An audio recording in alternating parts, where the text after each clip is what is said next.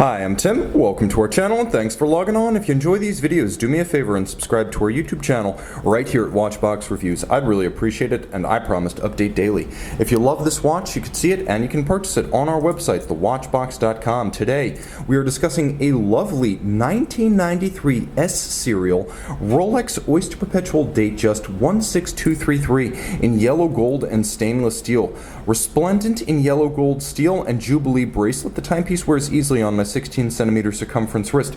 Light, airy, comfortable, traditional Rolex with that characteristic Rolex rattle in the bracelet, and a tritium dial with unconventional crested indices. We'll talk about those more in a moment. It's an easy 36 to wear. Remember, 36 was the original size of the Datejust, dating back to the first model in 1945, and it still wears well today. The timepiece is also slim, only 11.6 millimeters thick and 43.7 millimeters from lug to lug. So you measure this watch across the wrist, only 43.7 millimeters. I can recommend the watch for a wrist as small as 13 centimeters circumference. 20 millimeter spacing between the lugs. If you do want to accessorize, throw it on a strap. I think a gold stitched navy blue leather would look awesome on this watch. For that matter, a blue with gold accents in NATO format would look badass on this watch.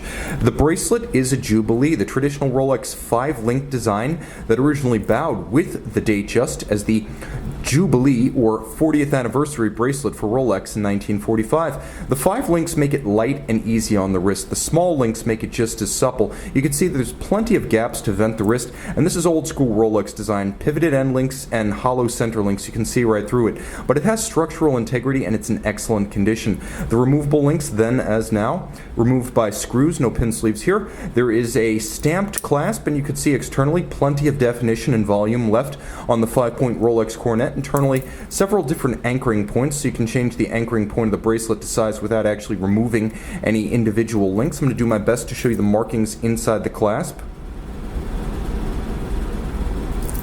Turn those upside down. For those of you who can't quite see what I'm trying to communicate right here, you're looking at a bracelet with a W1995 serial code, so it was probably attached to the watch when it was actually shipped to a dealer in 1995. It is a 62523H, and it has 455B end links. Nicely made, still substantial enough to be your everyday bracelet. This one doesn't have to be retired into a collector's piece status.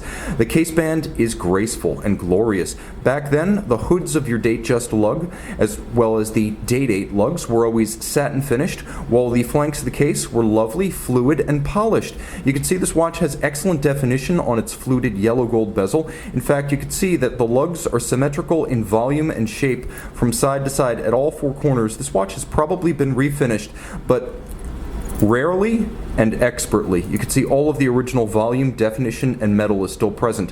Now, there's that sparkling jewel-like quality to the bezel, and I should mention that by 1993 we did have sapphire crystals on our Datejust, so this watch wears like a modern timepiece. No acrylic crystal here.